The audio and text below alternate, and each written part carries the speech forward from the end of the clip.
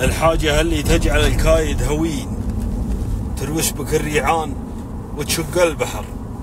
النية السمحة، النية السمحة، خذ العلم اليقين كموصلة سادات ونجوم وجبر. والنية اللي تهزع يسار ويمين ما تروح بك ديرة ولا منها ثمر. والحاجتين الكافية للعارفين، العافية والستر في وقت الغبر. أما الثلاثة اللي تسر الناظرين، ظبي المسايل والأصايل والمطر.